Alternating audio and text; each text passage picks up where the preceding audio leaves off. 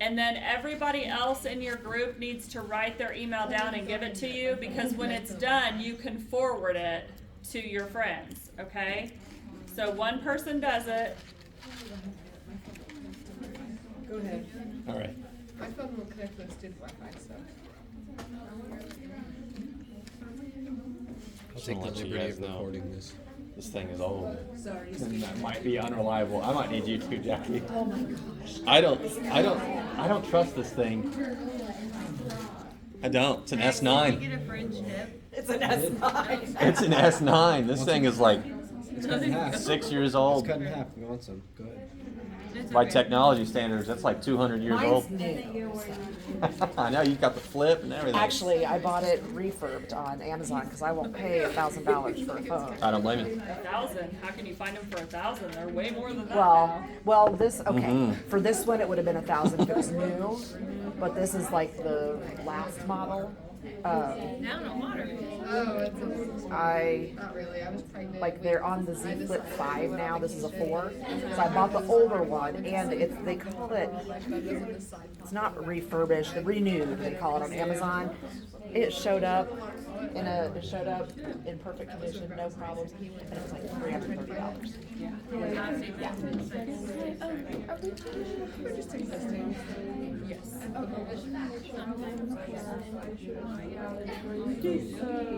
Hey, Jack, do you want me to put it? Thank you so much. What? Can you scan that on your computer? I've got the link typed in. Yeah, you can do it that way too. Oh, do you want to do it that way? Then just send it to us. Okay. Go for it. Like all our technical limitations. Yeah, it's funny. T-Mobile. Dude, you're right. This thing is like.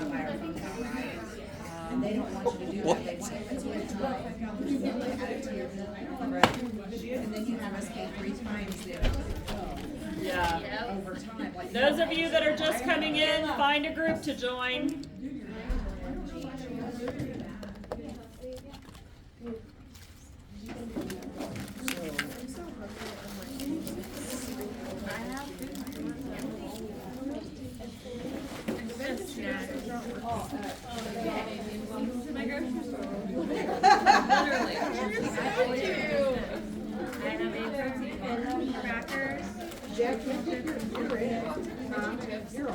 Want the other half from the French dip? Oh yeah, and You are so sweet. I heard you offer it. I'm not stingy with food. So. Are you gonna eat it?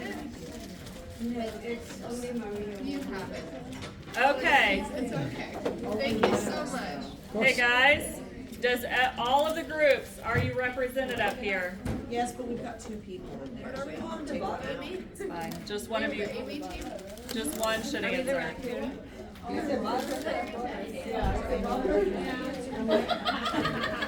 Might be easier to sort it on or. Yeah. It's the best one up there, though. Is anybody's group not represented up here? Going once, going twice. Okay. So when this is done, then you can take, and I will tell you, in the past, sometimes it works great and you get an email and then they forward the email out and there's no problem. And other times you get done and it doesn't do the email at all. And I don't know why it does that, but I tell students, go ahead and put it in, maybe it will. But you're welcome to take notes, whatever, while we're doing this. I mean, whatever works for you is totally fine. Yes. It's fine. Yeah, it's fine. I just wanted to make sure everybody got represented. Okay, are we good? Well, Amy's gonna do the answering and send it to her afterwards.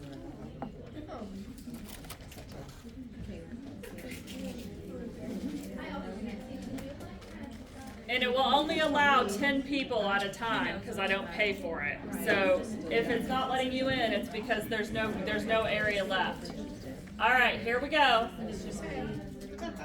So as we're going through this, you're going to work in your groups to decide like what you think is the right answer. And then one of you is going to answer, whoever's logged on. And then, like I said, you can take notes as you see fit.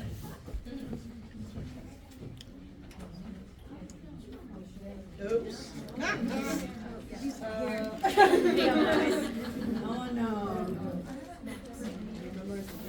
Is no an answer for this one? So if you have not memorized your drug sheet before you sit for my final, you might want to do that.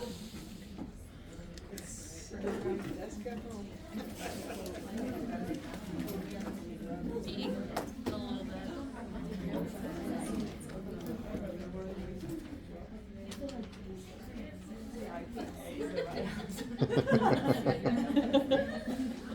Like I said, it's not a competition.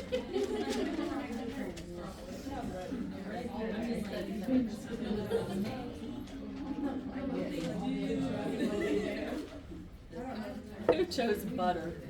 Well, I didn't. I just put my name in.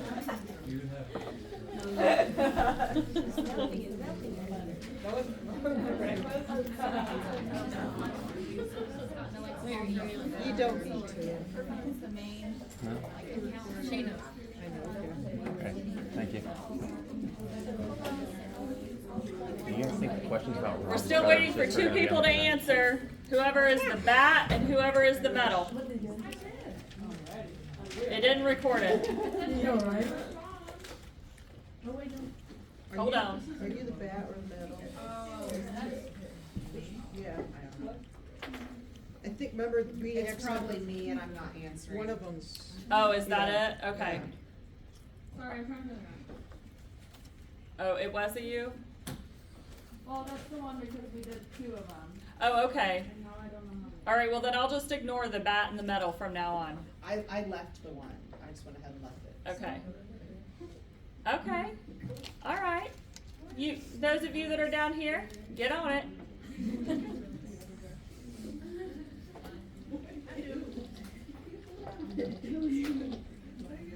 Okay, so let's go through this a little bit.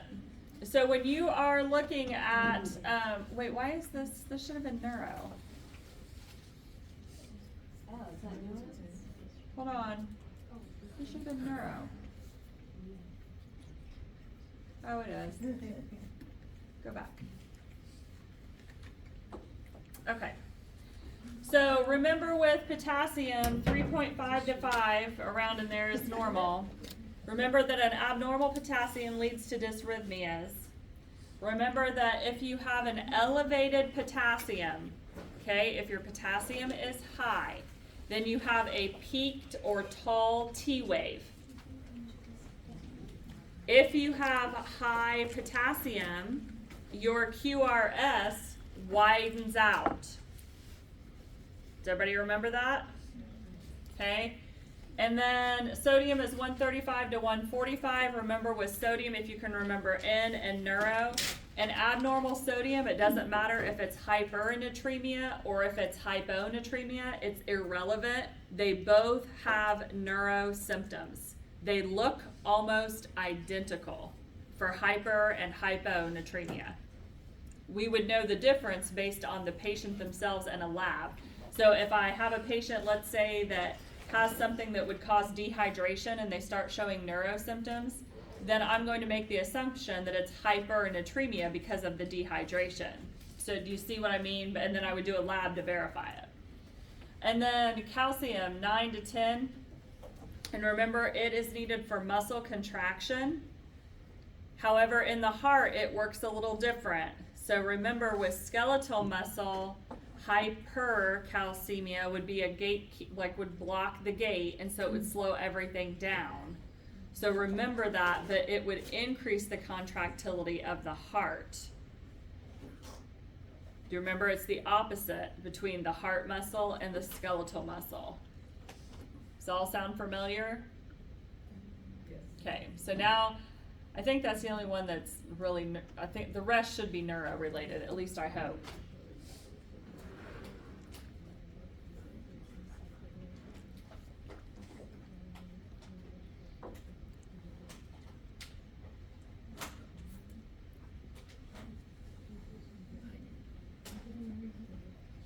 Do you want me to go back?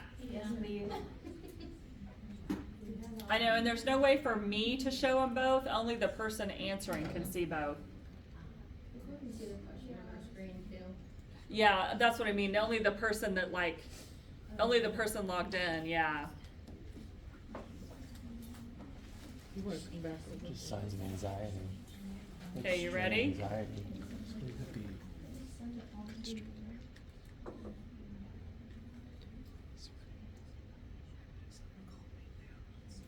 Expect your heart rate to be up too, right? They're anxious.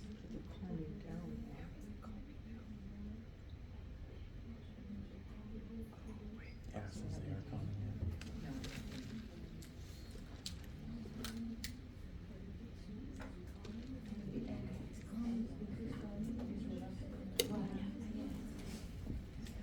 It's the opposite. Yeah, I mean, if it's calming, then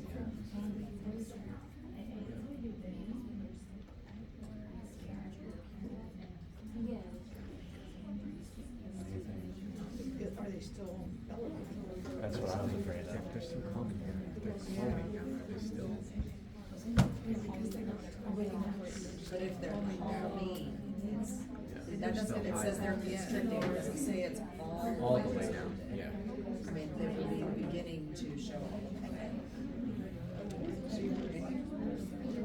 Yeah, I think we might be thinking too much into it. Everybody good? Might as well.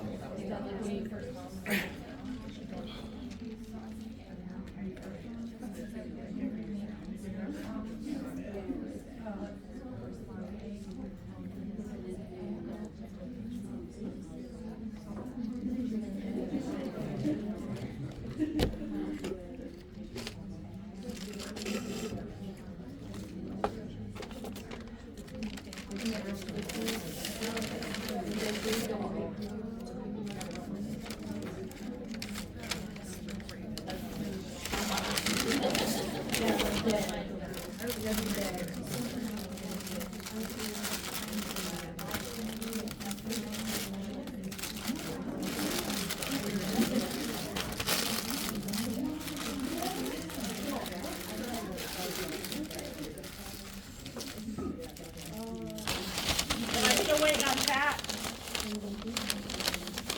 Am I still waiting on like the surprise chat? Okay. Okay, so. I'm so sorry, we had issues. But we already. Okay, so I need to ignore bat, metal, and cat now? Is that right? Okay. Yeah, only one bat. I ignore one bat, a metal, and the cat. Okay, got it. Good gravy. Okay, nicely done. Good job. So, this is looking at the fight or flight response. Okay, you guys remember the fight or flight response? So when that initially happens, when it's initially starts, you're gonna see pupils widen. Okay, they're gonna have dilated pupils. They're gonna sweat. Their heart rate will increase. Their breathing will increase because they're preparing to either fight or run away. But in this particular question, the patient now is starting to calm down. So we're starting to see all of that slow back down. Which system is responsible for fight or flight? There you go. Yep, so sympathetic system is responsible for fight or flight. And sympathetic belongs to which neuro group? Is it autonomic or yeah, it's autonomic. Yep. Nicely done. Whoa.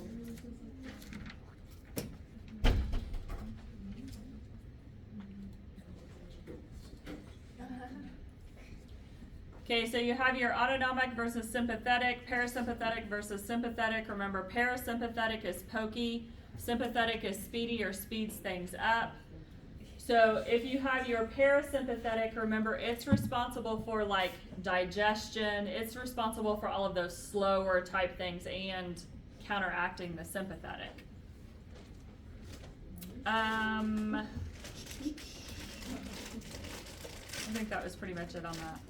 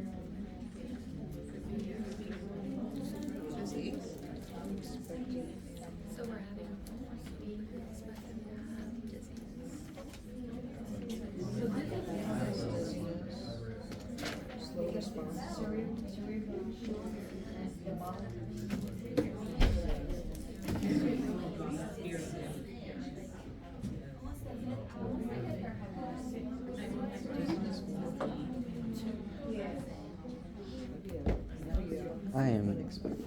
When you were doing the review, I'm sorry that I accidentally took my phone in there. I don't know if you noticed, but You did what? I accidentally took my phone in during the review, and I got a message from my wife, and I checked it, and Amy said if she sees you with your phone out, she might beat you down. So I was like, uh-oh. But I just figured I'd tell you that I wasn't Okay. doing anything that was like, because I thought, oh no, I better go ahead and Yeah. tell In her. the future, don't bring it in there. I won't. Yeah, I'm sorry. I wasn't even thinking. That's okay. My daughter took a selfie on her phone this morning. Look at her hair. Maybe. Yeah, it was only in there during the review. During the test, it was in here. I just felt so bad. I was like, oh, I better tell her that I'm sorry. We didn't do much, so that's okay. Okay. What was the question? I don't know.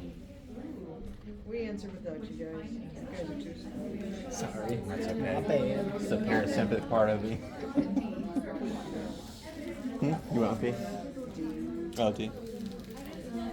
What was the question? Unexpected finding for somebody who has falls. Slow response time expected.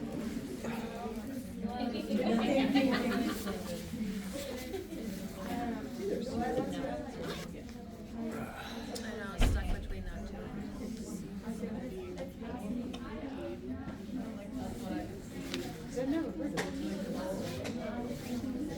Thinking like where's the static?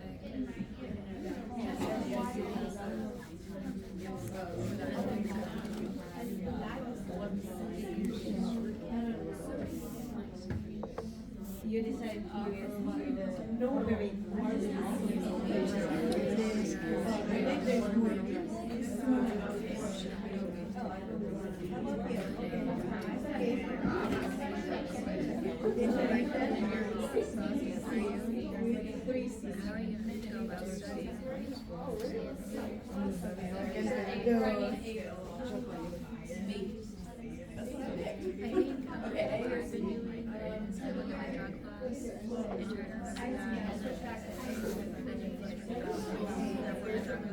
Are Butter and Buffalo still answering?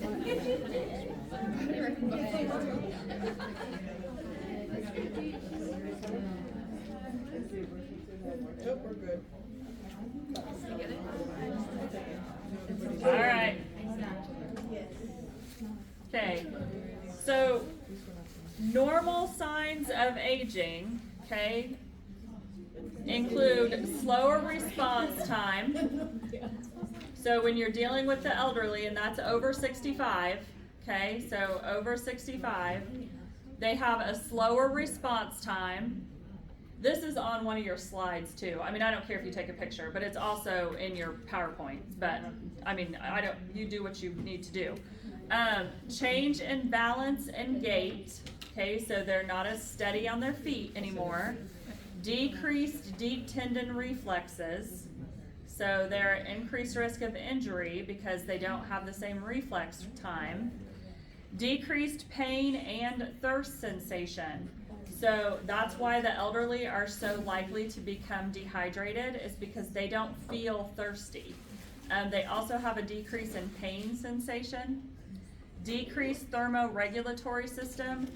This is why when the elderly get infection, oftentimes they don't run a fever. So that is not like one of the signs and symptoms that we typically look for in the elderly, because we know that their thermoregulation does not work properly, and so oftentimes they won't run a fever when they're sick. What is the number one way to know that an elderly person has an infection? Confusion. Yep. Decrease in senses, and that's all senses, so that includes hearing, sight, taste, touch. Decreased cerebral blood flow. They do, in fact, have a decreased cerebral blood flow. They, however, should not be dizzy. Dizziness should not be a normal sign of a neurological aging. Okay? Any questions about this? Do you want me to go back?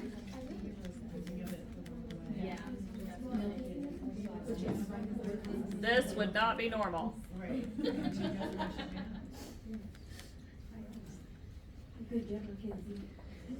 Okay, so this passes the mic, so it just goes from group to group. So we're looking for risk factors for a CVA. First of all, what is a CVA? It's a stroke. Yep. And we're looking for risk factors. Do not get signs and symptoms or complications confused with risk factor. They are different.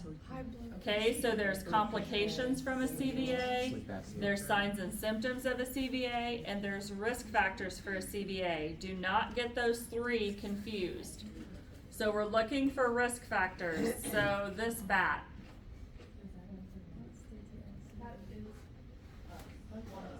Okay, one of you. So give us a risk factor for a CVA. High blood pressure. That is the number one risk factor for a CVA. So that is the number one cause for a patient to have a CVA is high blood pressure. Somebody else.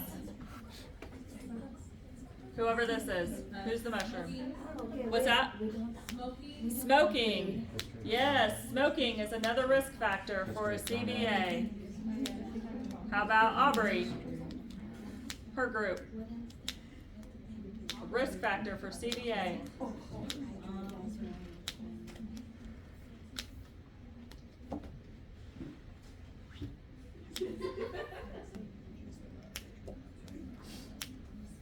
You can rely on your whole group. Somebody want to go help them out? What's another risk factor for a CVA? We've got smoking, hypertension. Atherosclerosis. Yep, atherosclerosis. So if they have atherosclerosis, then that can form in the brain and cause an ischemic stroke. So smoking, advanced age, African Americans, because they have a higher incidence of higher blood pressure. So they are the greatest risk.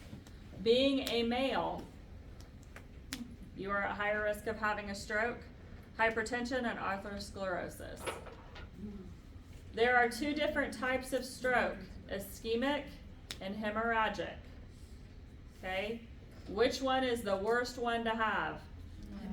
Hemorrhagic. Way worse. If you are going to have a stroke, you want an ischemic stroke. Okay? So the treatment for those two would be completely different. So when a patient comes in with the signs and symptoms of a stroke, the first thing we have to determine is what type of stroke is it. Because if it's ischemic, then we need to give them something that would get rid of the clot. If it's hemorrhagic, we need to stop the bleeding. Can you see if you got the two mixed up? Mm-hmm. What would happen? Death. Death would happen.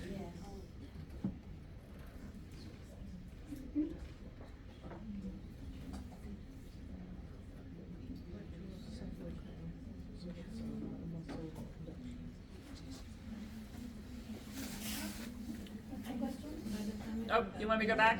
Yes, please. What do you think?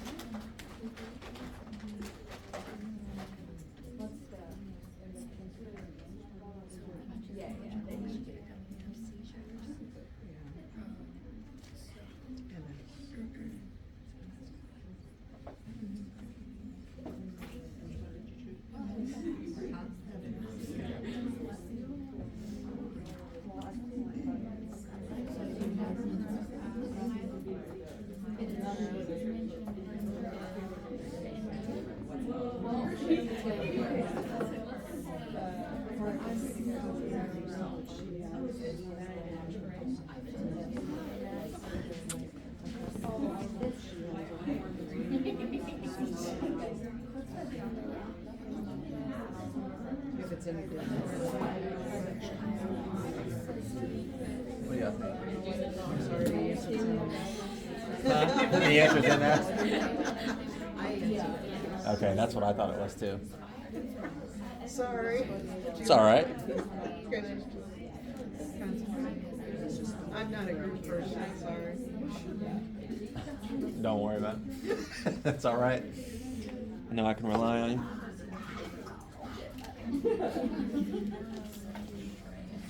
I just need the book.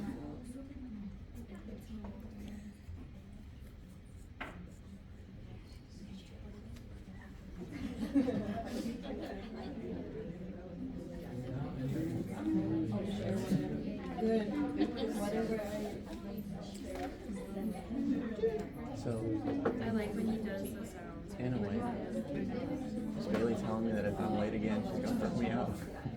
She's strict. I couldn't help it. Like, couldn't sick. I was laying down with him. And I was like, oh my god, I gotta get up. Huh? He gave me the stew. He said solar aware this morning, and that's what they call us. Okay, let's see how you did. Oh, it's Crutchfield Jacob. Wait, no. I don't even know who Jacob is. Okay, so let's talk about these a little bit, guys. So an EEG, that's the one where they put the electrodes on the head and they look at brain waves. An EEG is used for Crutchfield Jacob, and it's used for seizures. Okay, that's what EEGs are used for, or to determine if a patient's brain dead. So when we're looking at these different diseases, so Crutchfield Jacob is also known as mad cow disease. Do you guys remember that when it was the big thing? That's what it is. There's two different types of Crutchfield Jacob. There's a bovine. Does that mean cow? Bovine. Thank you. Bovine, which means cow, which is the one that got all of the attention because there was meat that was infected and people were eating it. There is also a Crutchfield Jacob that just occurs spontaneously. Okay, it's not that you contracted it at all. It just occurs spontaneously. If it's the one that you get from eating cows, it's a spore, and I'm pretty sure it is the spontaneous one is also. They can also get it through surgery. It's really, really hard to kill the spore. Like, it is not killed with normal sterilization. So they found that they were also transmitting it in eye surgeries and brain surgeries because of where the spore is located. There is no cure for Crutchfield Jacob. Once they determine that you have it and you're diagnosed, it's usually about 3 years before death. And it is just a very rapid deterioration that causes, it basically looks like Alzheimer's. They lose all of their cognition until finally it results in death. No cure. And again, then just looking at that it's what it's found in, and it is diagnosed using an EEG. Myasthenia gravis. Myasthenia gravis is an autoimmune disease in which the receptor sites for acetylcholine are destroyed by your own body. Your body starts making antibodies and it destroys those receptor sites. Do you guys remember nerves? The nerve endings come down the axon and then they have to go over the synaptic gap. Well, on the other side of that synaptic gap are those acetylcholine receptors that pick up that carrier that carries that nerve impulse across that. Remember, you have acetylcholine and dopamine. Acetylcholine speeds everything up, dopamine slows those down. So this organ over here that's waiting to pick up that nerve impulse, it needs it to be riding on acetylcholine to pull it across. Those receptor sites are destroyed by the person's body, and so they can't pick up that nerve impulse. So you start seeing weakness, muscle weakness, you see a change in their eye, like their ability to control their eye. Myasthenia gravis is very unique in that the medication that is given for it is Mestinon. It has a very long other name. It's on your drug sheet, something bromide or something, pyrogestamide, something like that. Mestinon, because it's easier to say. That particular drug is very unique in that it has to be given at the exact time every day. Here's where that tends to trip people up on NCLEX. So when you guys go to take NCLEX and it gives you a priority question and it'll say, which patient should you see first? And one of them is gonna be myasthenia gravis with routine mestinon administration.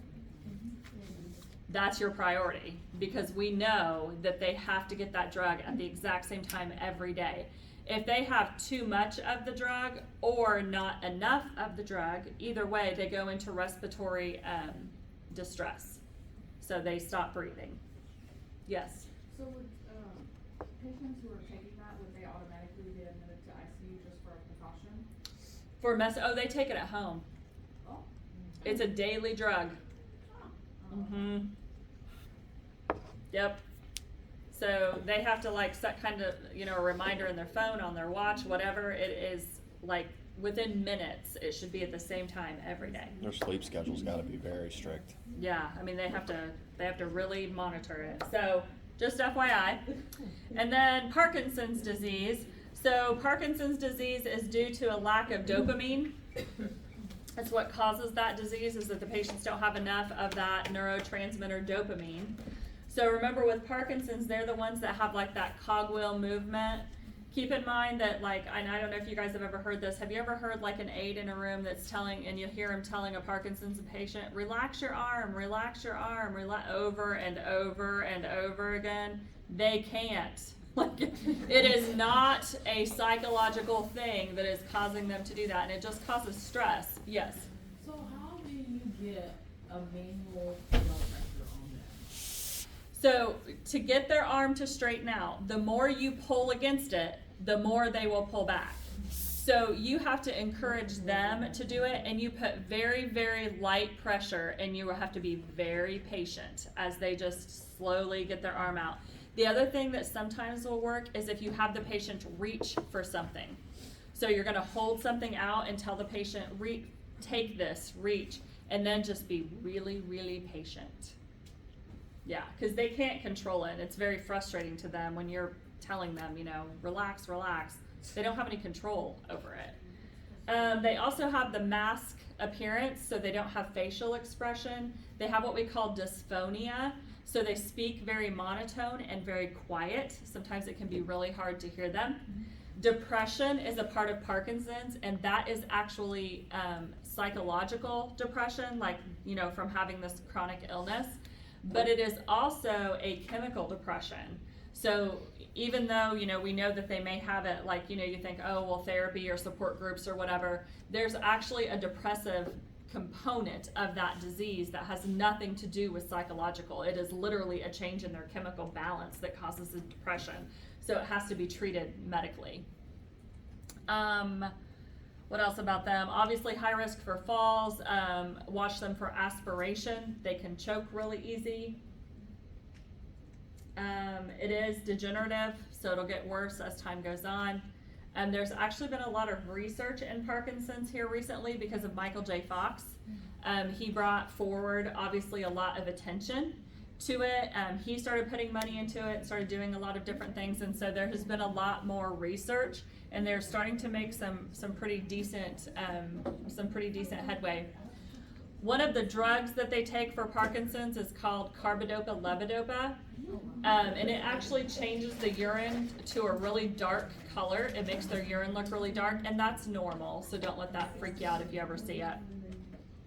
Multiple sclerosis then is the last one on here. So multiple sclerosis is actually involves the myelin sheath of the nerves. So remember, with your nerve endings, they have that myelin sheath, and the purpose of that myelin sheath is to keep the nerve impulse on track. Okay, so it doesn't like fly off somewhere. So multiple sclerosis is an autoimmune disease where the body starts attacking that sheath. It actually removes the sheath, and now when the nerve impulses are trying to travel from one place to another, they can't get there on a straight path. They're kind of getting off of that neuro path. So again, causes muscle weakness. Depending on how quickly the body starts to break those down, these patients can eventually become paralyzed. What is the other disease process that is associated with destruction of the myelin sheath? There's another one. Somebody just said it, I thought. Did I hear it?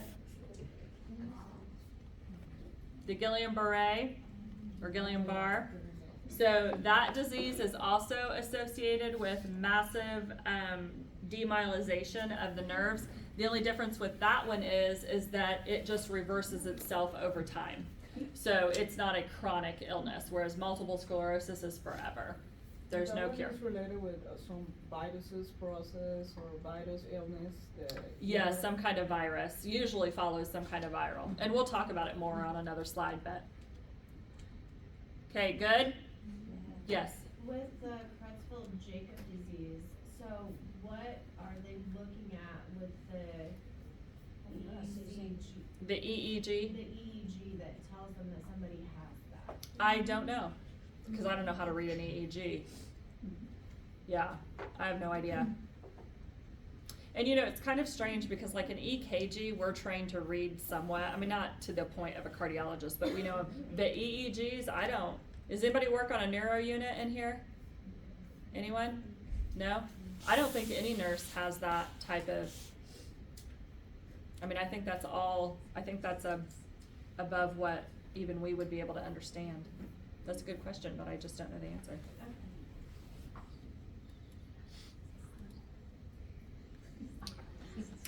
Okay, so EEG, Creutzfeldt-Jakob, and seizures. CT, okay, so CT scans, remember CAT scans. Are we worried about metal in the body in a CAT scan? No. MRIs are metal in the body. Are we worried about claustrophobia with a CT scan? No. That's an MRI. One more time. Are we worried about metal in the body with a CT? No. No. Are we worried about claustrophobia with a CT? No. No, it's an open machine. Okay, they can move, or they can't move during the thing, but I mean it's nice and open. How about allergies to iodine or shellfish if they're having IV dye? Yes. Yes, only if they're having IV dye. Okay, if they're getting some kind of contrast, then yes, and that's for MRI or for CT scan. So CTs can be used to look at myelin sheath. It can also look at brain changes. They can actually do those for Alzheimer's disease. And then MRI gives a very detailed structure. Remember, no metal, very loud, assess for claustrophobia. And then we already talked about contrast dye. So the allergies, and then we also have to do what before we can send them for dye? Check the BUN and creatinine. Yes, BUN and creatinine, make sure they're well hydrated, and when they get back, you need to flush those kidneys.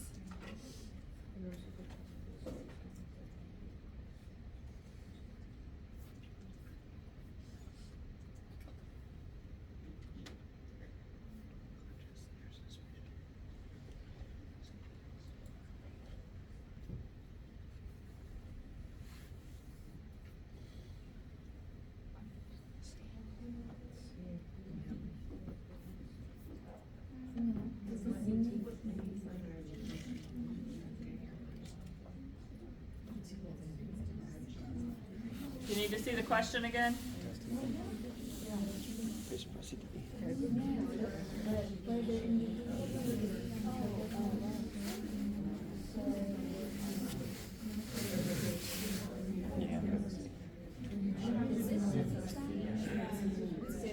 C.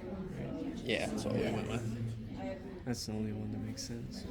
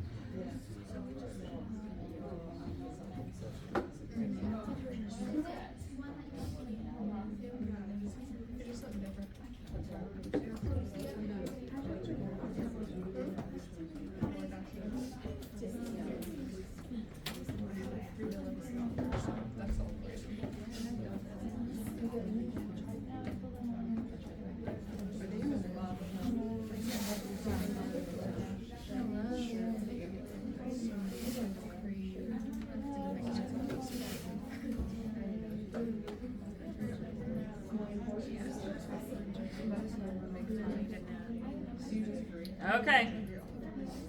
So this patient is going for a CT scan with contrast, and they have said something that is not correct. Okay, so we're looking for something that is not true about a patient that's going for a CT scan that's getting contrast dye.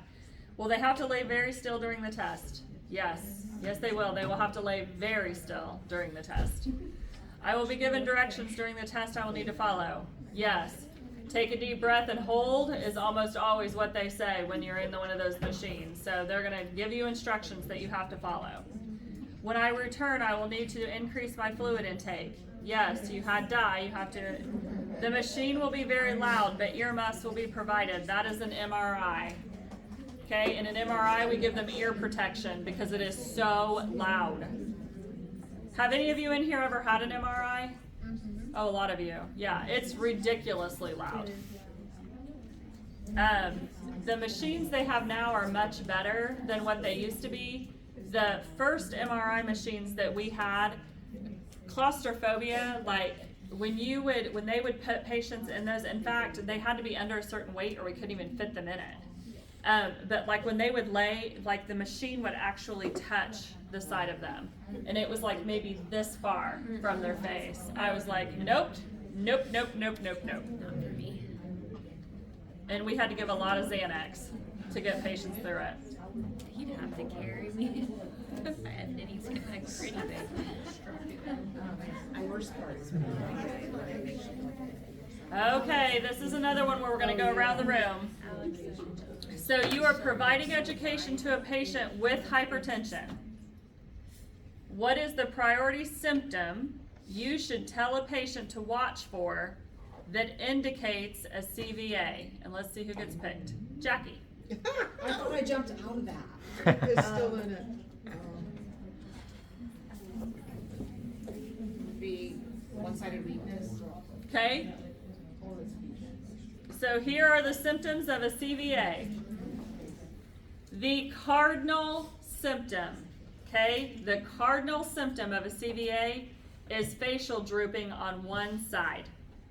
Like that is the telltale sign. Do you guys remember the commercials that were out for a while? I think it was called Fast. Was it Fast or Face? Face. Was it Face? I can't remember. It was either Fast or Face. They didn't have them out for very long, and I don't know why. Apparently the money ran out. But it was telling people like, hey, if you have facial drooping, like you need to get to an ER ASAP. So that is like the telltale sign of a stroke. And it doesn't matter which stroke it is. It doesn't matter if it's hemorrhagic or ischemic. They both have the facial droop. Weakness on one side is another symptom. Aphasia. What is aphasia? Difficulty. You're trying to say one word, but you say another one. Yes, so there's expressive aphasia and receptive aphasia. So receptive aphasia is I say a word to you, and you guys know in language, when you hear a word, your brain automatically associates like an image with it. So when I'm speaking, you're hearing like images, like your brain is processing images. So in receptive aphasia, I would say chair, and for whatever reason, your brain pulls forward that that's a table. Okay, and it's not consistent. Okay, so it isn't one of those things where you can just be like, oh, well, from now on, chair is table. Next time I say chair, you might see a cat. It's not consistent. Expressive aphasia is where you want to say the word chair, you see chair, but you say table. That's sad. It's very sad. Yes, very sad. And then slurred speech, vomiting. The vomiting will be way more pronounced and way more forceful and projectile in a hemorrhagic stroke than it will be in an ischemic stroke.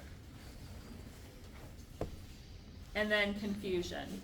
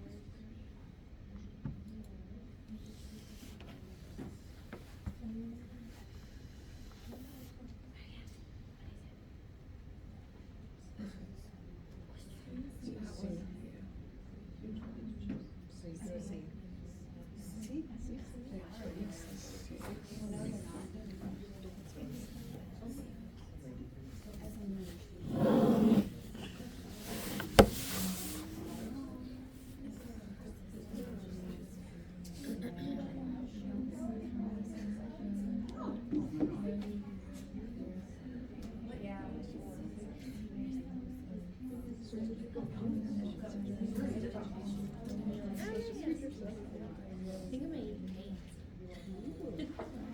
And then go outside. A plane. I love planes.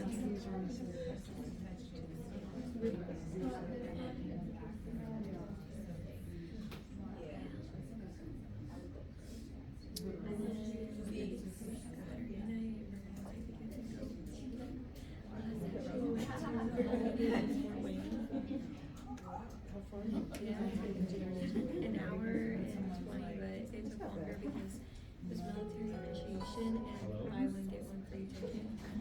And they said normally there's 4,000. I don't know what that was. 8,000. So getting in. Yeah. It was fun. The kids loved it. And they were trying to, their goal was to get on the screen and they never did. They're trying to do something.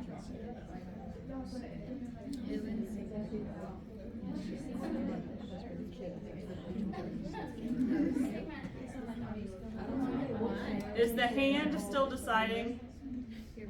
Are you still deciding? Okay, okay, that's fine, that's fine. No, you're not. Okay. All right. So persistent vegetative state. It's the condition has sleep-wake cycles, but she remains unaware. So when we are looking at level of consciousness, it is on a continuum. Okay, patients are either completely alert or all the way down to comatose. Okay, that's like our continuum, and they can be anywhere on that continuum. So some of them that we look at then, comatose. If you have a patient that is comatose, they have what we call non-purposeful movements. So this is where like family is in and they're holding the patient's hand and they're talking to them and they say, "Oh, I love you so much," and then the person squeezes their hand. Unless they can get them to do it on command, it is a non-purposeful movement. They just make these random movements sometimes, but they don't mean anything. They're not responding to anything. It's just random movement. Also in comatose, they are non-verbal. They are unresponsive and unarousable. They may or may not need ventilator support. There are patients who are comatose who are still capable of breathing on their own. Comatose patients may or may not be permanently comatose. So some patients can pull out of it, some patients will never pull out of it. When they are comatose, they do not respond to painful stimuli. Okay, they are completely unresponsive. Their body does not react to anything that they are unaware. Not only does the body not react, they aren't even aware that it's happening. Persistent vegetative state is a little bit different. These patients do have sleep-wake cycles. So they will actually appear asleep and then they will appear awake. They will wake and sleep, and if you would monitor their brain waves, you will see sleep-wake cycles occurring. However, they are not aware of themselves or their surroundings. They do not have any type of cognitive brain function. Do you guys remember Terry Schiavo? Do you remember that case that was in the news a while back? It's been years now. She was in a persistent vegetative state. So what was happening was that the nursing staff was giving her parents different feedback, wrong feedback, and it caused a huge dispute between her parents and her husband. Her husband wanted to stop feeding her and wanted to stop giving her fluids and let her pass. However, when the family would go in and talk with the nurses, the nurse would say, "Oh, she was smiling today, she was so happy, she had a good day." She wasn't responding to her environment. She was literally like, it was just like a reflexive thing, just like newborns smile. They're not smiling, it's just something their face does. So she was basically doing the same thing, and so they were reading that wrong. Well, it ended up going to court.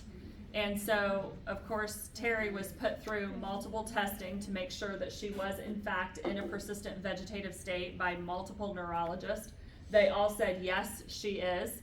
In court, all the neurologists said she is not here. She is not aware. She has no idea. What the nurses said was wrong, basically. And the husband won. And she was allowed then to pass. So persistent vegetative state is very different from comatose because they do have like this sleep-wake cycle, and so it can be confusing. As a nurse, we need to make sure that we understand. If you work in neuro, you need to have a very good understanding of neuro so that you are not giving family wrong information, because obviously that makes it very difficult for them. That was a horrible thing for those parents to have to go through.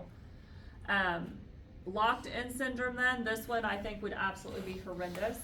So locked-in syndrome, there is nothing wrong with the patient's cognitive ability. They are perfectly aware of their surrounding. Their brain is working just fine. They just cannot respond to their environment, but they are very aware of everything that's happening.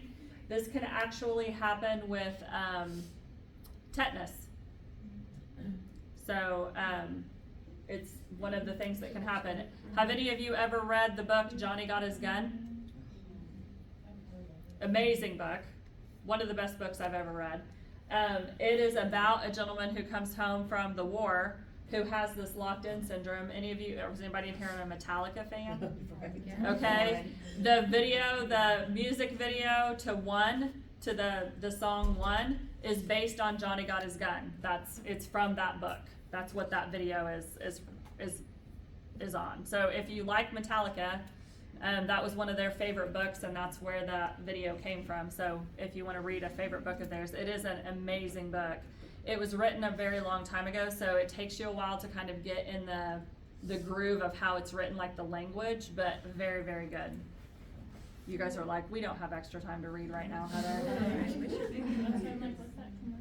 like Botox overdose, is that actual locked-in syndrome, or is that something completely different that they're just like paralyzed, like they can know what's going on, but Does Botox overdose paralyze their whole body?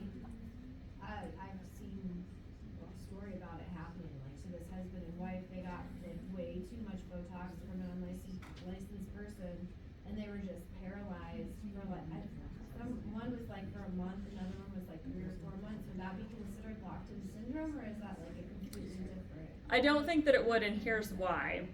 I think that, and I don't know this for a fact, but doesn't Botox just paralyze the muscle?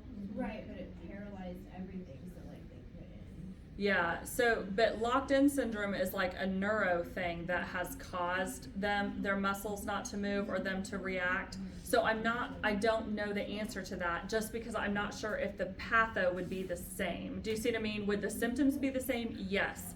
But would they call it locked in? I'm not sure, because I'm not positive, but I think locked in is something where something hasn't been given to paralyze the muscle. Like we give paralytics during surgery, for example.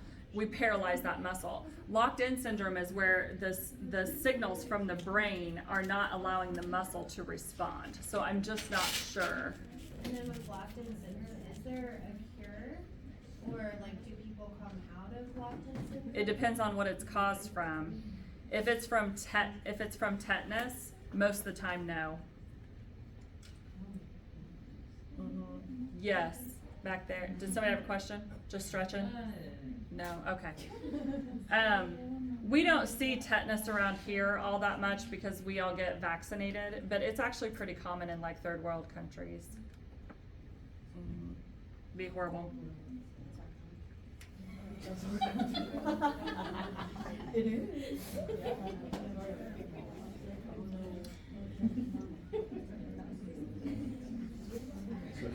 Has everybody read this one? Huh?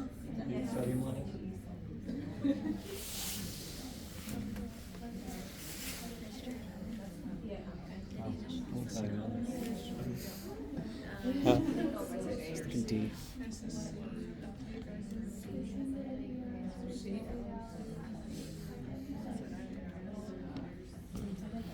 That could be wrong. DB. I like her hay. Is it? Sure, but then same time, you do want to get history first in your assessment. We're all over this In the ED, I think If they have headaches, then you should do something. Well, they're all here. right, they're all for these situations, which ones are I right. think I just think it'd be associated with something that they would use.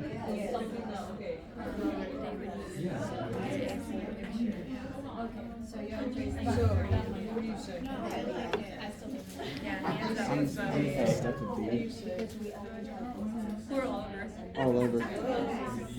Oh, I don't know. I was gonna say.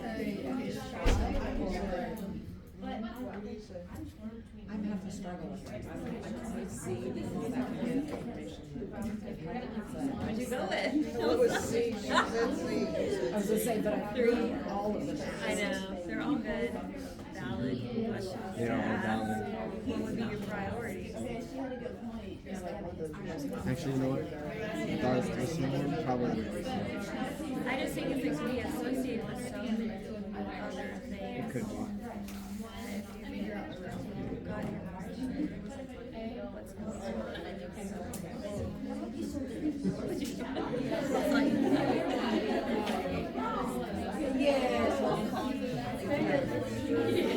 Okay, let's see how you did.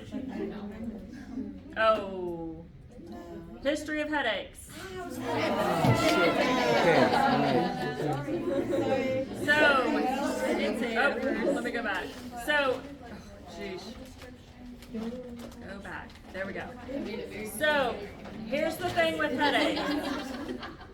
So, if somebody has a history of headaches, okay, that's normal for them, they get headaches, then we don't worry so much about a headache.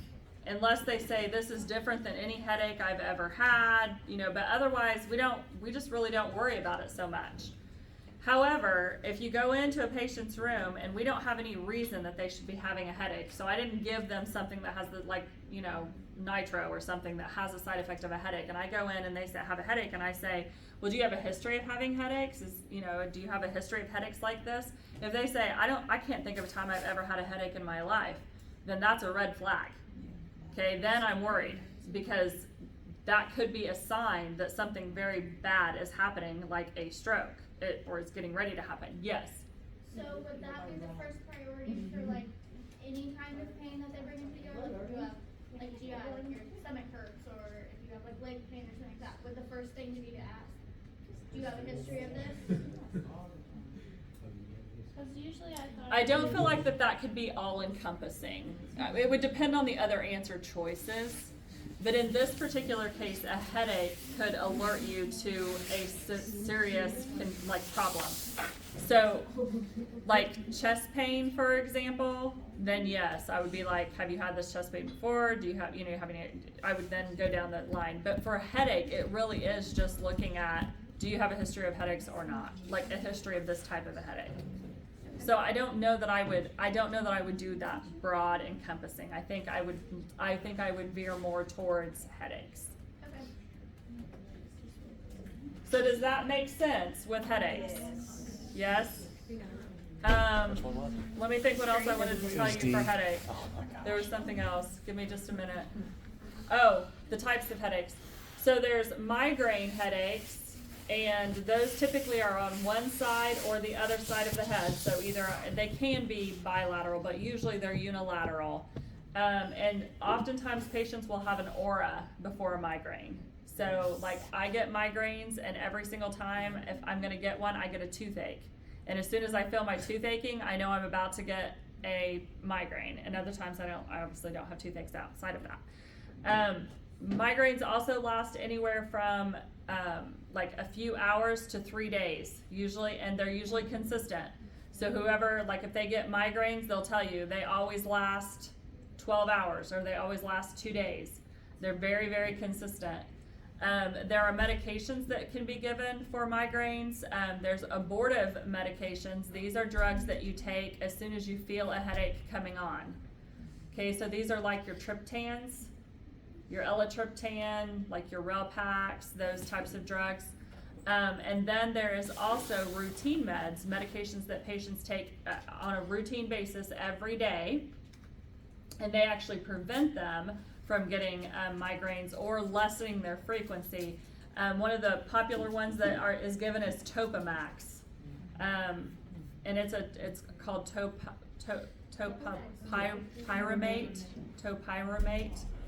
or Topamax. It was originally given as a seizure drug, then it was given for migraines, and now it's given for weight loss. So it's, yes. So, like, for people who have those extreme cases of migraine, do we know what they're for? I don't know that they do. I'm not sure. But it does have a genetic component. So migraines tend to run in families. All headaches are caused from vasodilation. Okay, so that's what gives you a headache, is vasodilation. That's why, have you ever seen anybody, or those of you that have headaches, do any of you ever pull your hair and it relieves your headache? That's why it's relieving the pressure, because of the vasodilation. So when you pull that, you're feeling less pressure. So that's why they also tell you to use ice, because it constricts. Yes. Oh, I know that some people, like, they started making this thing that's called, like, headache, like, or like migraine caps. Mm-hmm. Oh, Those yes. are really, really tight. They're amazing. Where we can, like, cover your eyes completely to make it dark, and you can put them in the freezer, but they're really tight. That would prevent blood from getting there. So it would basically be like putting a compression sock on. So it can't dilate. Yes. Are you talking about the ones that you put in the freezer too? Uh-huh. That one is usually abortive. That's usually an abortive drug. So for migraines, like I said, ice, or like she said, the tight caps to prevent vasodilation, because it squeezes it so that blood can't get in there and dilate. The other type of headache is cluster headaches. Those come after the patients went to bed, so they went to sleep 2 to 3 hours after they've been asleep. They get this horrible headache. It's associated also with rhinitis, so they have a runny nose, their eyes will swell. It lasts for however long it's going to last, and then it goes away, but they have it frequently, and it usually lasts for like months at a time, and it's usually seasonal. The treatment for cluster headaches is oxygen. Mm-hmm. So they put patients on oxygen at home. Yep, at night, just during that time. They only have to wear it when they're having that, when it's hitting. So very strange. The other thing about headaches is that there are certain foods that will cause headaches. Tyramines are one of them. Red wine, chocolate, the preservatives that are on bagged vegetables, like bagged lettuce and stuff. Those cause headaches. That's all I can think of. Oh, dehydration is a huge cause of headaches. Somebody told me that when they were in the military, anytime they would complain about having a headache, they would tell them to drink a bottle of water. And she said, I used to think that they were just being like facetious, and she said, but now that you taught us that is why they were saying that. I was like, well, yeah, because you probably were dehydrated, when you were in boot camp and doing all that. So she was like, yeah, that's what they used to say. If we were like, we have a headache, they'd be like, well, drink a bottle of water. It's like, they weren't making it up. We already talked about it. What's the pathophysiology of a headache that causes the pain? It's vasodilation.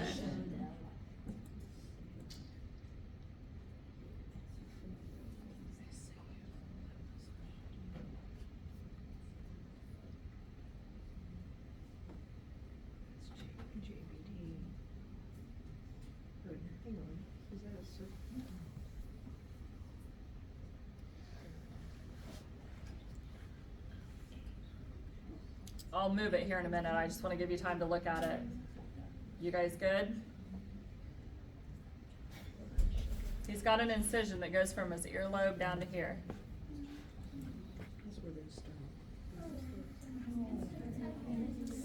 Don't worry about spelling. Just do the best you can.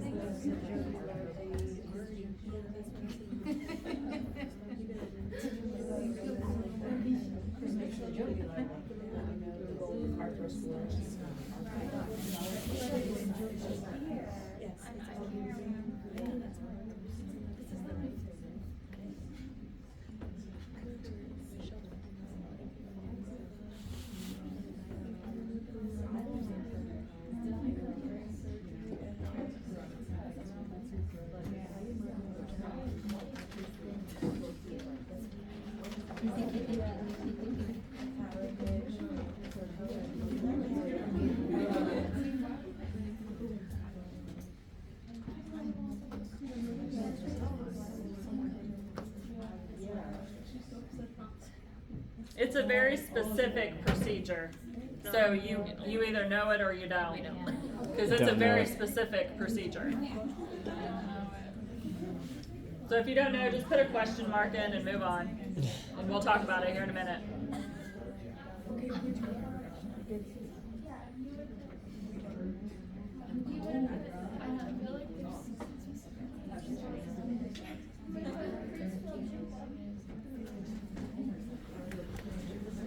What is when for like dialysis? The entry port. There's one around here, right? Or is it okay? It goes in the jugular. Okay, that's what I thought. I've seen just once, and there was one port here and then here. Yep. I had a patient once that had that, but I forgot what it's called. I forget what it's called too. Yeah. And he just had his, so he had staples still. Yeah. I forgot what it's called though. It's a major surgery. It was literally- wild to see. Like I didn't when he started the dialysis and he was like, "Here it is," and I was like, "Holy smokes!" I cannot imagine that ever being comfortable. We're getting used to that. My niece is actually having a kidney transplant surgery on the 28th of next week Oh. on Wednesday of next week. Wow. Oh my gosh. I know, she's 20 years old. Oh. Yeah. She had autoimmune something. She has what's called nutcracker syndrome. I've never even heard of it. What I is looked it that? up. Yeah. It's where it's from being too thin. Okay. She's like really underweight. Yeah. And she had 2 children really close together, one right after the other. And Okay. it causes damage to the artery that feeds the kidney. So they have to Okay. go in, remove the kidney. Oh, with the no. damaged artery, and they have to put it on the other side, and they're actually going to hook it to the artery that goes in her leg. Oh my gosh. Oh my gosh! Wow. I'm like, girl, eat a cheeseburger. Yeah. Like seriously, like Yeah. you did this to yourself, and you're so young. Yeah. I just need the unicorn to put something in there.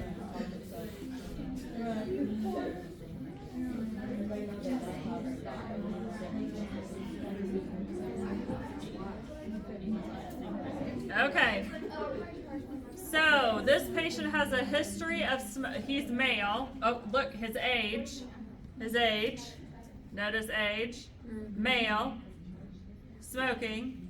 Arthrosclerosis. Hypertension. What's this patient at risk for? Stroke. Stroke. I mean, he has almost every single one. Okay, so based on the image below, what procedure did this patient undergo? So what do you think, even if you don't know the name of it, what do you think we did here? Yeah, we went in and opened the carotid artery. Okay, so we had arthrosclerosis that built up in that carotid artery, which is the main supply to get to the brain, to feed the brain with blood and oxygen and nutrients. So we can actually go in, open up, and remove the plaque that's in there, and that's called a carotid endarterectomy. Ah. So you guys were on like the right path. Yes, but it's called a carotid endarterectomy. It's an invasive procedure, obviously, but it's to help prevent a stroke. That's what we're doing, trying to prevent a stroke. It's this one right here. I'm not sure. Oh, I would not be the one to ask about that. It's right, yeah, that's right.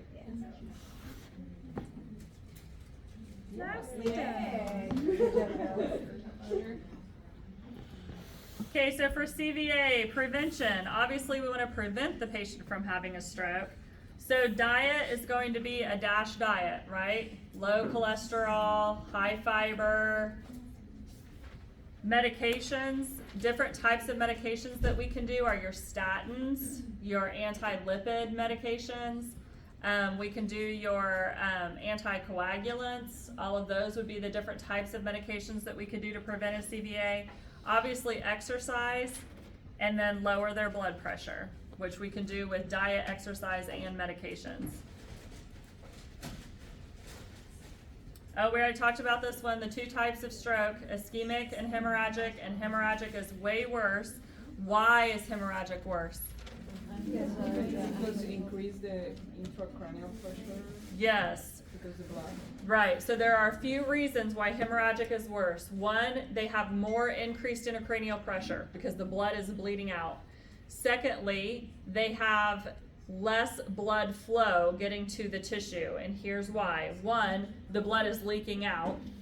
Secondly, that blood that leaks out is very irritating to brain tissue, which causes an increase in swelling. That swelling then compresses on the arteries, so now even less blood is getting to that site. So you do, like I said, if your patient is going to have a stroke, you really want it to be ischemic and not hemorrhagic. Hemorrhagics are also way more difficult to treat.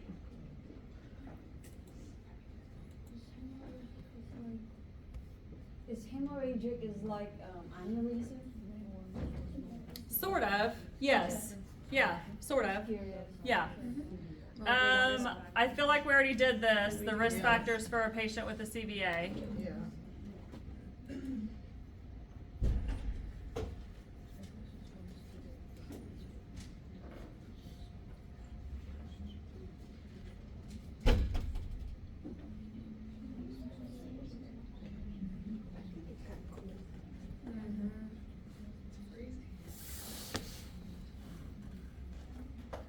Is everybody okay if I turn the heat up a little bit? Yeah, somebody. It's freezing.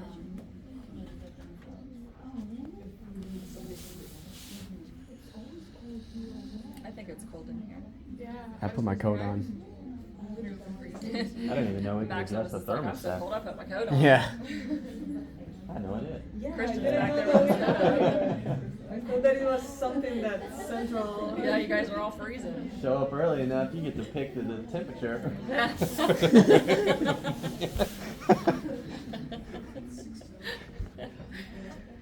And you get a parking spot. Yeah, and you get a parking spot. There's a lot of wins for showing up early.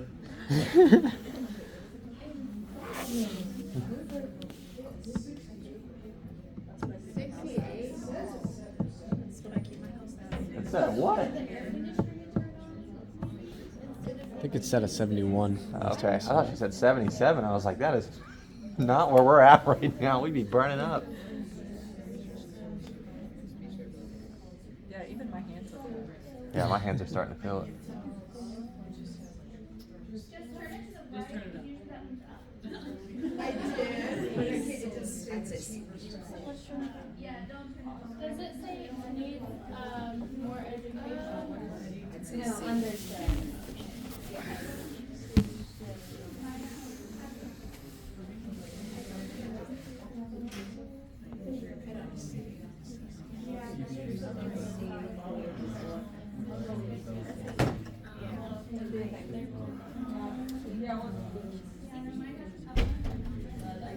Understood.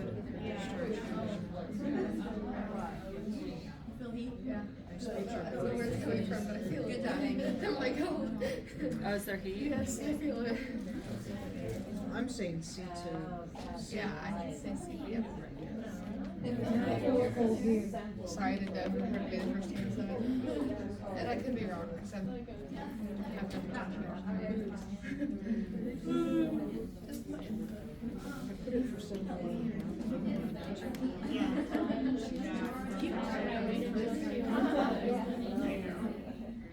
We need Is the one bat still gonna answer? I don't know who's the bat.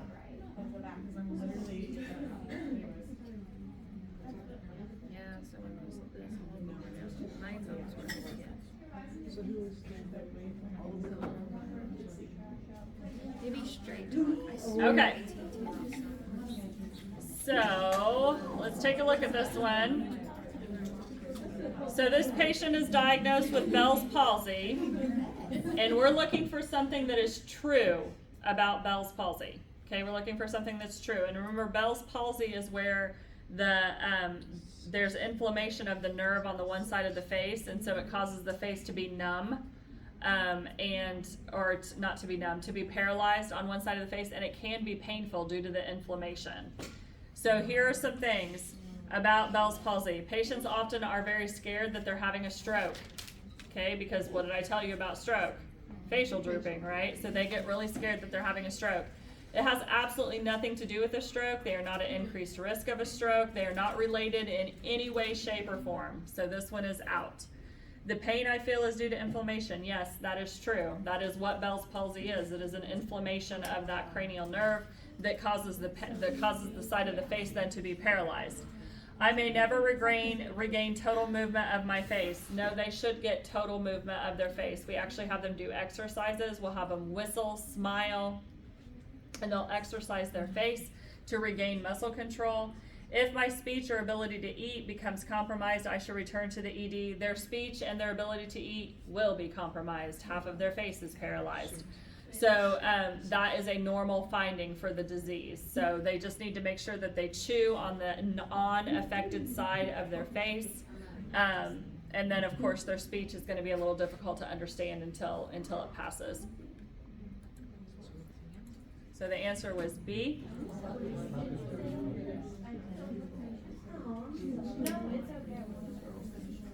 Some of the other things to cover on Bell's palsy, corticosteroids can be given. Again, this is an inflammation. That's the pathophysiology of this disease is inflammation, and we know steroids decrease inflammation, so we can do that.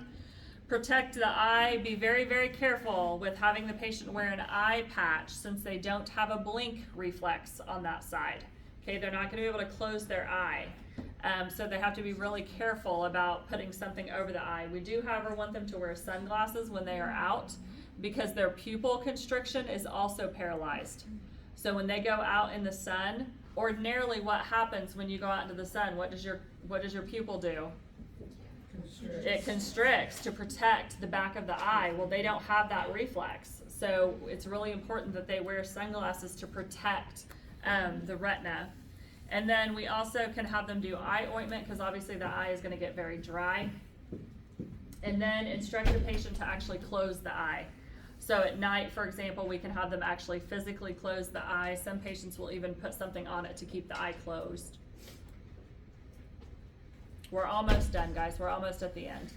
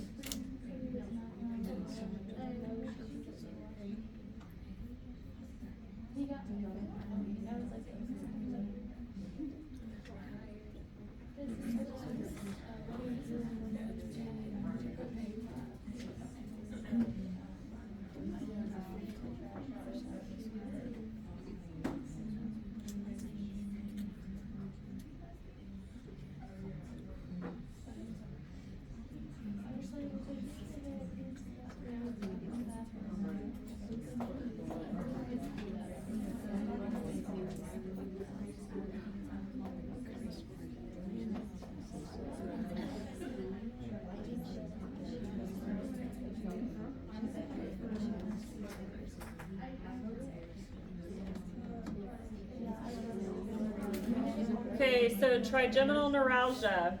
It is also inflammation of another nerve ending. And the problem with it is lots and lots and lots of pain. Trigeminal neuralgia is actually nicknamed the suicide disease because the pain is so extensive and there's not really a cure for it that oftentimes it is highly associated with suicide. The problem with trigeminal neuralgia is that they overreact to stimuli. So even like hair, like one piece of hair barely touching the side of their face will cause excruciating pain.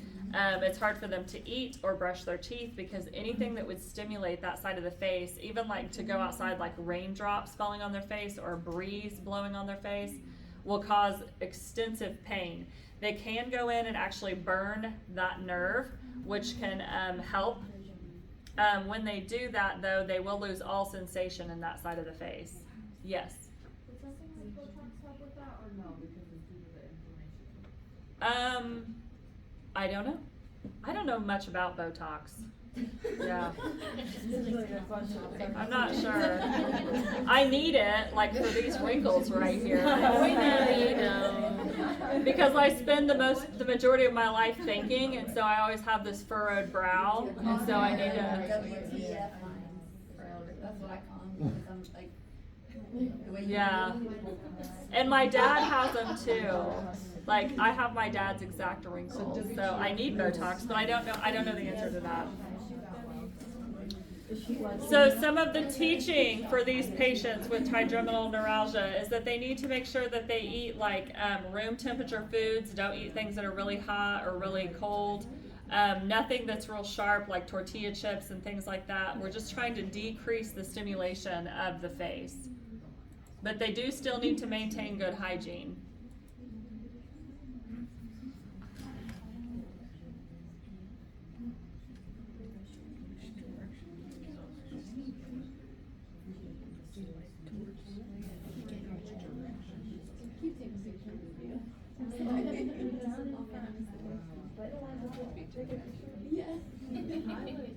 Can we go back to the questions? Uh-huh.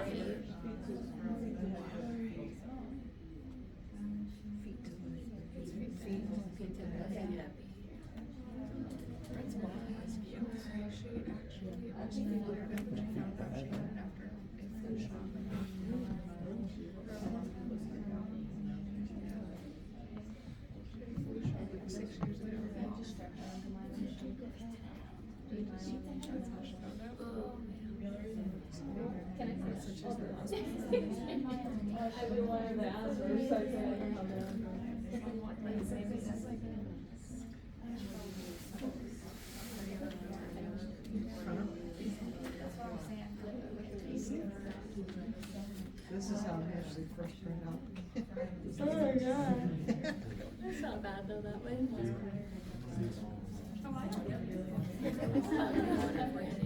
Hey, can you read this? You can have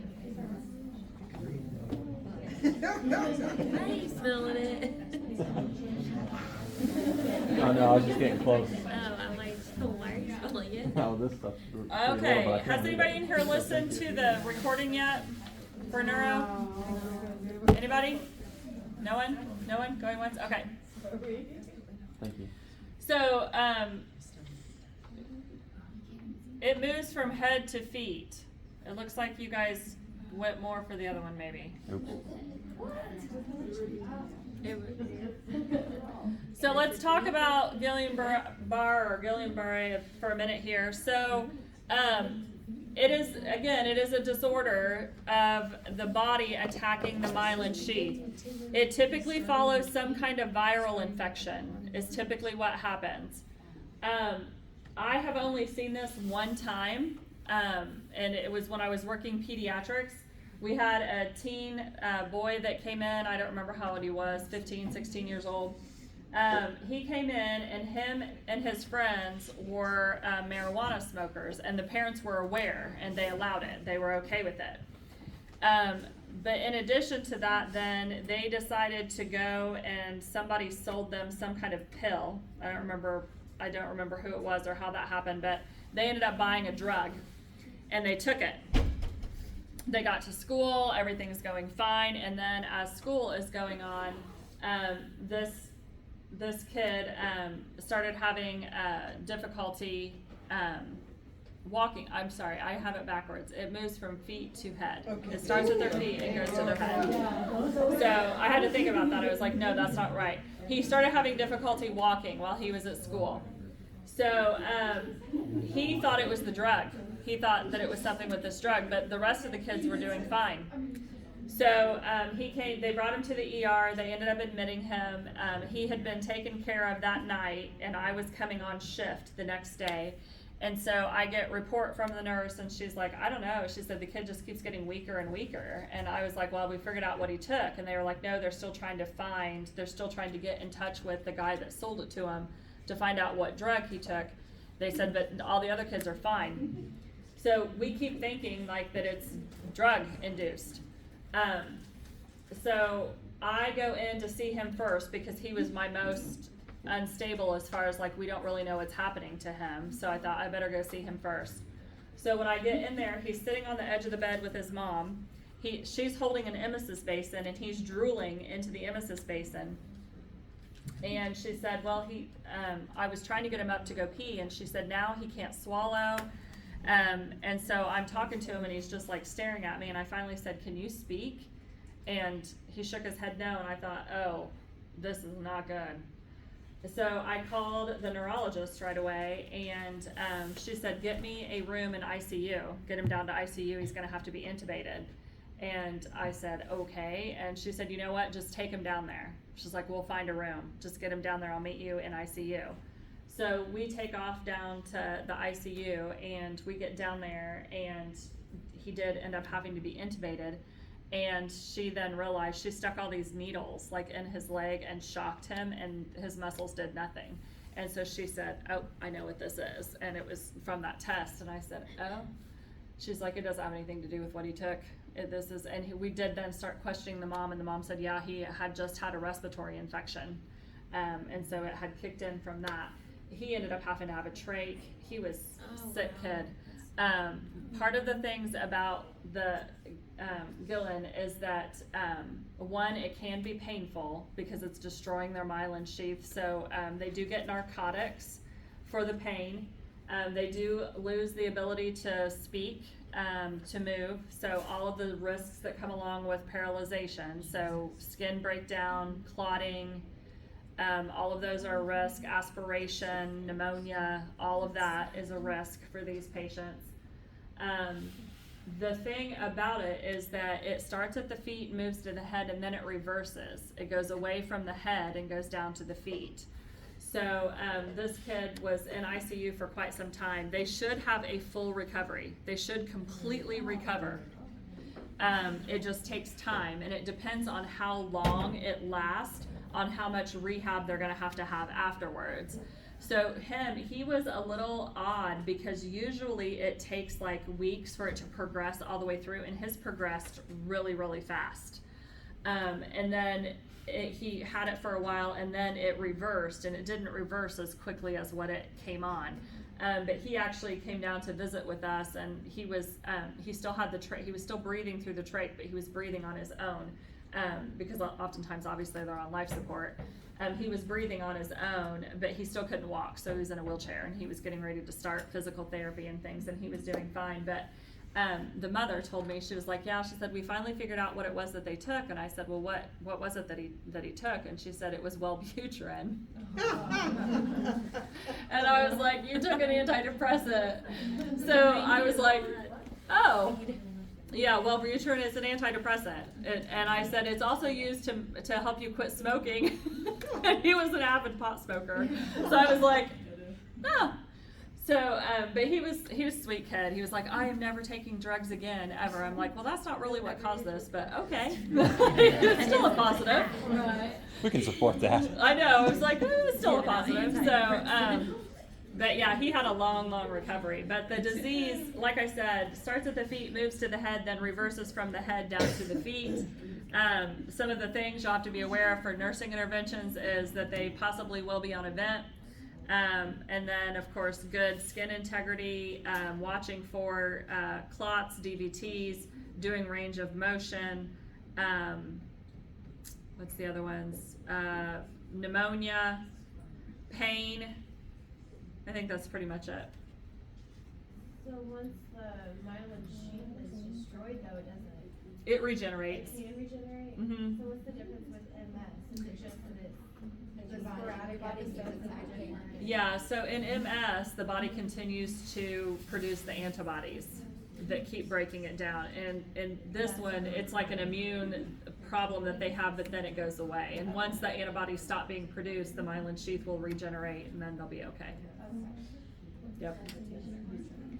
So I think this one we've already talked about for the interventions. So ventilator assistance, yes. Alternative communication, yes. Seizure precaution, no. There's nothing about it that causes seizures, so this is a no. Morphine, yes. Suction, yes. Turn, yes.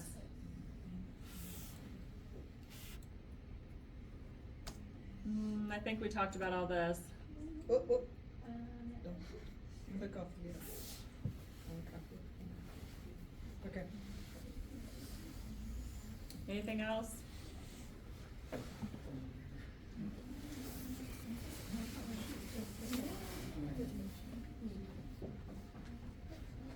think we hit the majority of it. This all makes sense? Yeah. Okay. She corrected herself.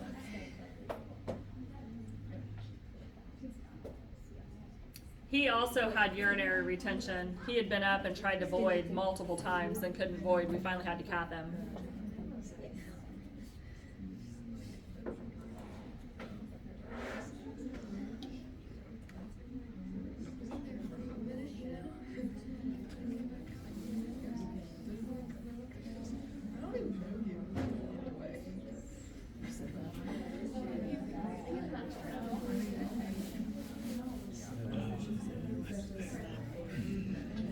Familiar with this one.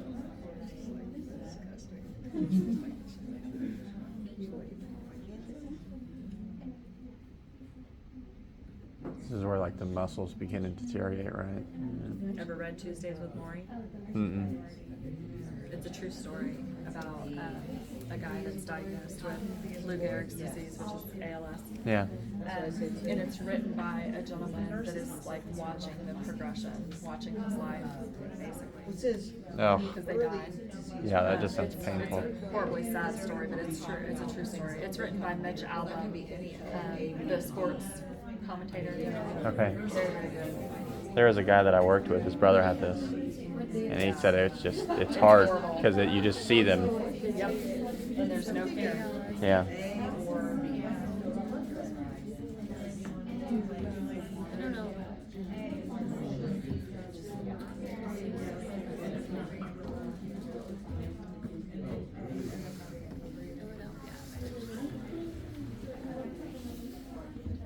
What are you thinking?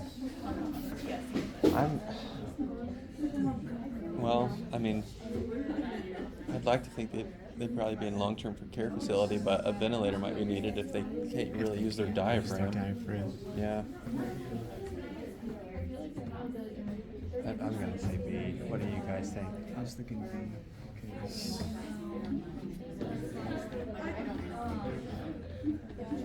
Yeah, I'm gonna go with B, just because they can't use their diaphragm. and then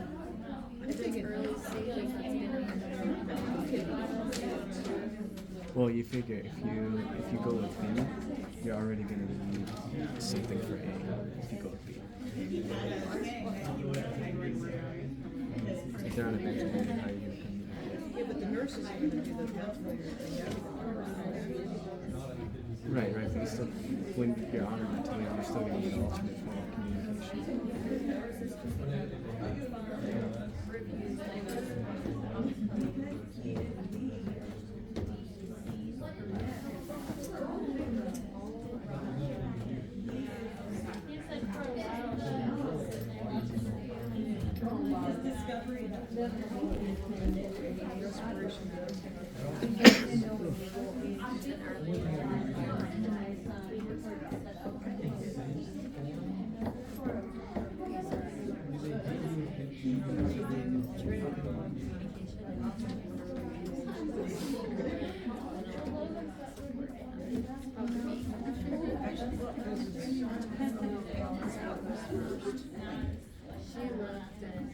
Just waiting on the right seat. So remember, you're always gonna want to prioritize are always gonna want to prioritize Yeah, yeah.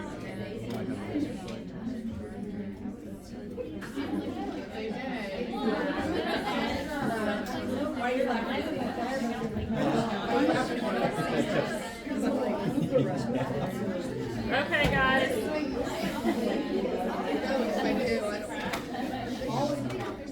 All right, so this is Lou Gehrig's disease, is what ALS is. Okay, that's what this is Lou Gehrig's. So it's progressive. So over time, they start losing less and less muscle coordination and muscle strength. So early in the disease process, what you're wanting to do is develop some kind of alternative form of communication. Because cognitively, they should still be able to make their own decisions. You just have to have a way to ask them. So you'll want some type of alternative, because all of this other stuff can happen later in the disease process as long as you still have a way for them to communicate.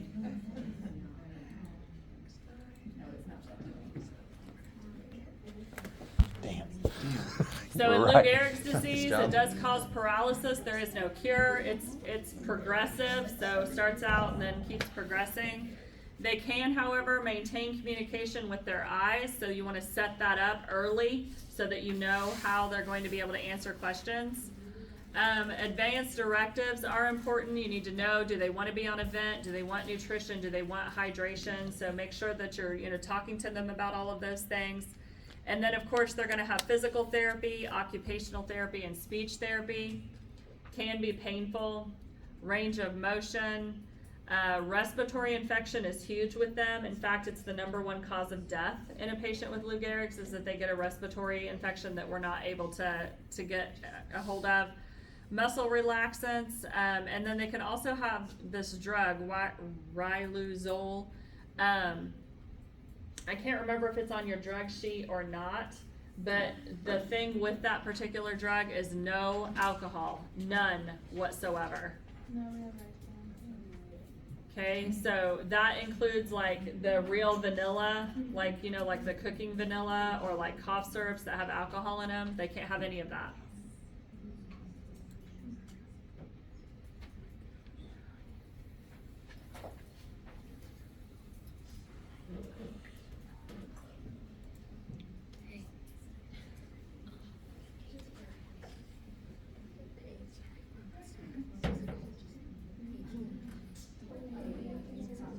Think this one through.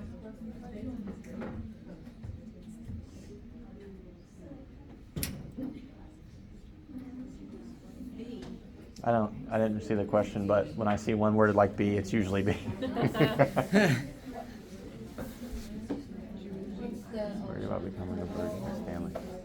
Yeah, I'm gonna keep going with B. Once you learn how to answer these questions, they become the easiest questions. Yeah. Tell me more is usually a very Yeah. Yep. I can see you're upset, or I see that you're angry. Yeah. Yep. I hear your concerns. Yep. Nice, dude. I Nice. said this kind of like, I think it's because I've been trained in it, but like, have you ever called a call center and they start out with like that therapeutic communication? It just burns me up. It just I'm gets like, ya? Stop reading your script and talk to me like a normal human.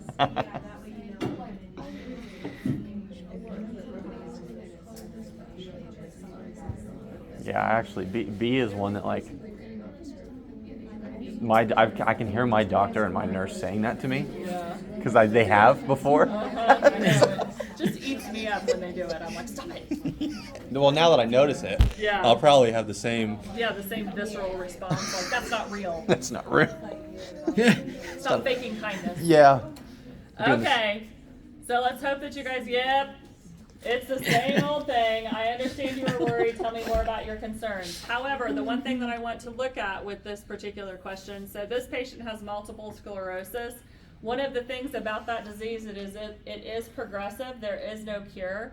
And so that is a huge worry of people, is that they are worried about becoming a burden to their family and who's going to take care of them.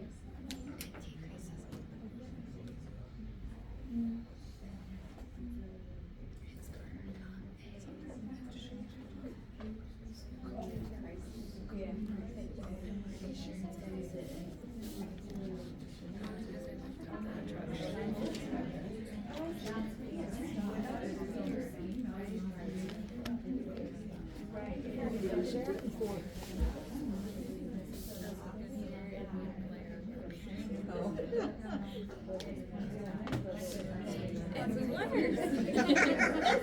It's coming up like that too.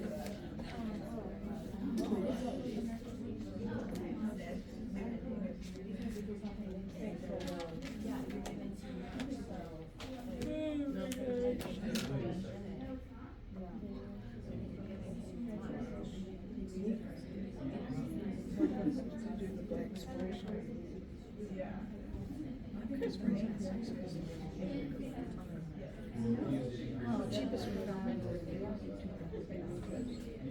Nice.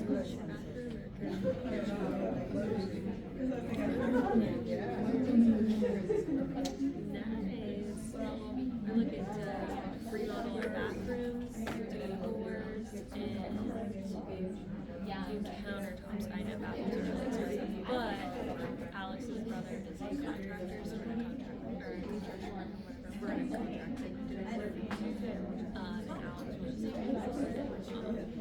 he said that lumber's coming down and stuff like that. So we're trying to buy some of these things. I don't know what we're doing right now.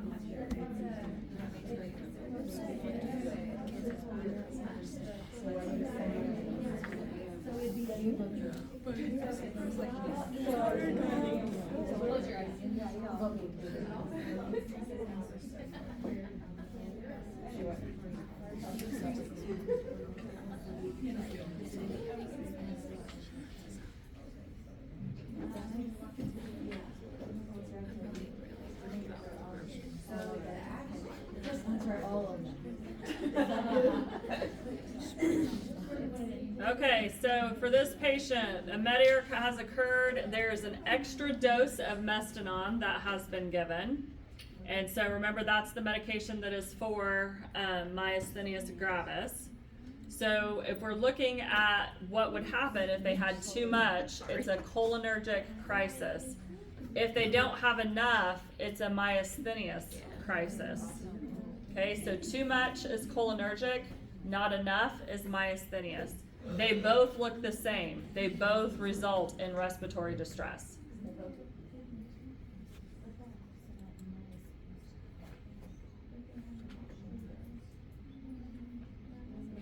So, is our email to us saying you suck? Absolutely not. Yeah, we'll find out. That's the email. We better let these people get these notes. Go home and study. Email for you. Time to spend some time on this. Yeah. I feel like we've went over all of this. Any questions on this one before we move on? So Google says too much. Is that not right? What's too much? The crisis. Cholinergic crisis? No, the other one. That one. The M one up there. The myasthenia? Yes. Nope. Cholinergic is too much. Myasthenic is too little. Well, Google's wrong. I've learned to never trust Google with medical stuff. Yeah. They just put you in a Google, panic. either A, you're dying. We talked or about B, Parkinson's, so we're going to keep moving. We've already talked about Parkinson's. I already gave you the signs and symptoms. Okay, so let's take a look at this one. Oh, whatever.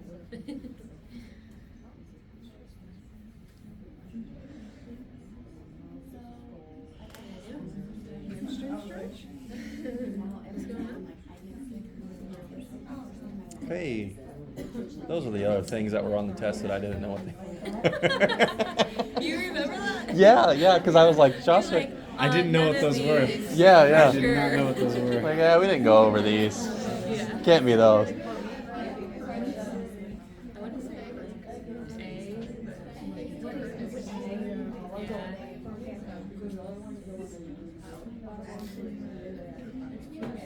I feel like they were slipped in on a few other exams we've had.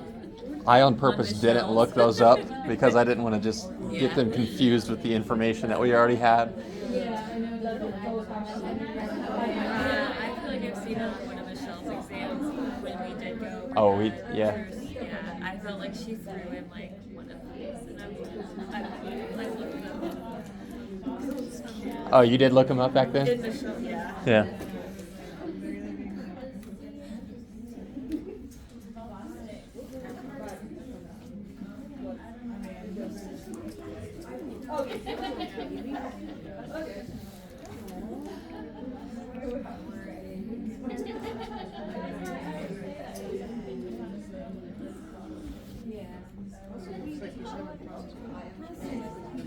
So the first one is Koenig's, and then this one is Brudzinski's.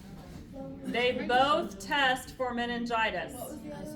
The first one is Koenig's.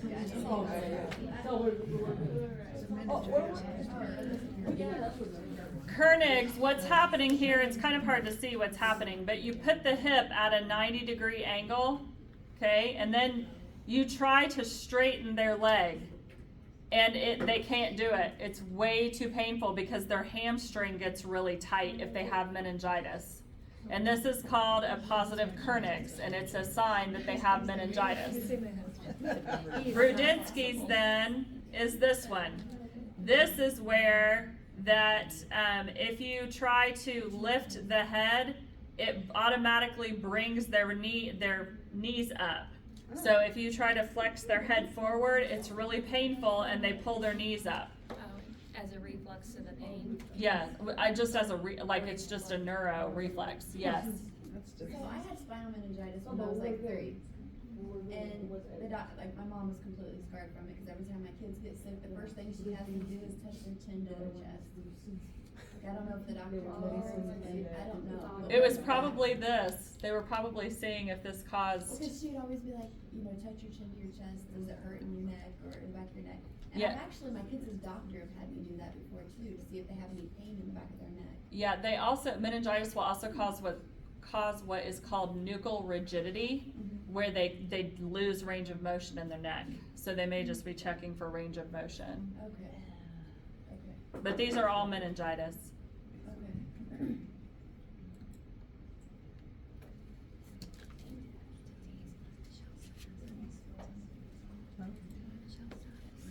Oh, you gotta submit a word.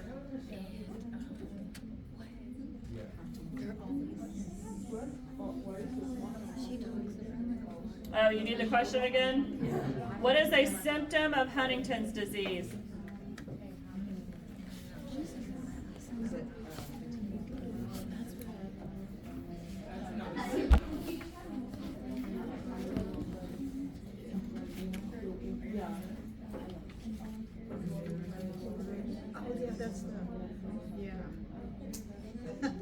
Oh, here we go. There's the answer.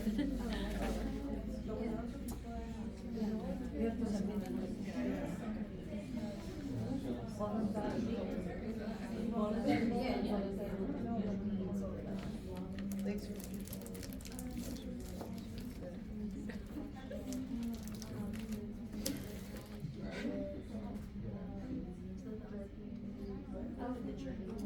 Thanks for the answer. Wait, are they just because people are submitting? Oh, yeah, that's why. Oh yeah, this is what other people are putting in. I'd say it's this difficulty moving is such a. I know apparently a lot of people put that one in. Oh.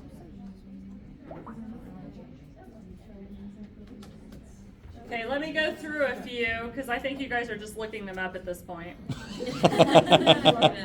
We did. Oh, no. So Huntington's disease, it is a genetic disease. It is degenerative. One of the telltale signs of Huntington's is the chorea movements. That's why it's often called Huntington's chorea. So if you look up, if you YouTube it and watch it, you'll see it. There's a picture of it. It's these involuntary movements that they do over and over and over again. Like it's constant movement. Obviously, they're going to burn a lot of calories, so they're hungry all the time. They're constantly wanting to eat. They have extremely, extremely labile moods, and they have no impulse control. So oftentimes these patients have to be put into facilities because the family, they're not safe to keep them at home. It is all part of the disease process. They can have difficulty swallowing, so they are at risk for aspiration. There is a dementia component to Huntington's, so they do develop dementia with the disease process. There is no cure, and like I said, it is genetic, so it can be passed down.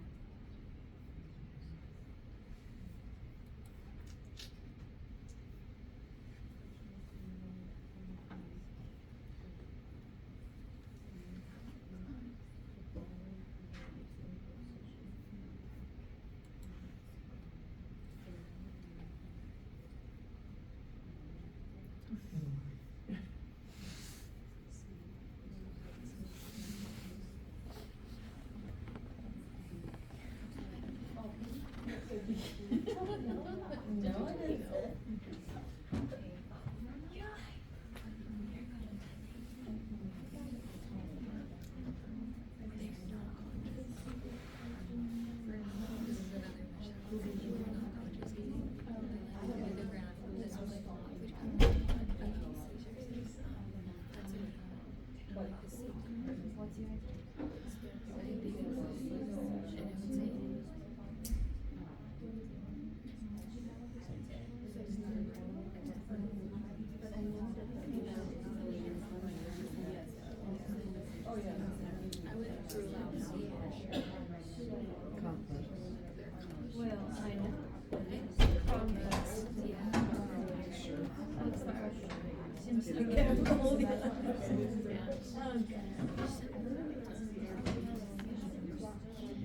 Well, Bailey was right when she said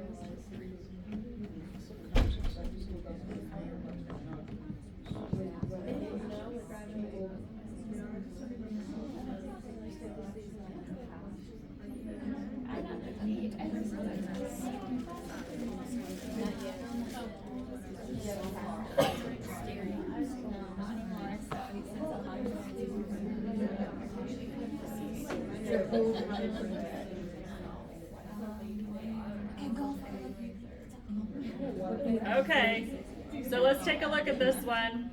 So the correct answer is that the entire brain is involved.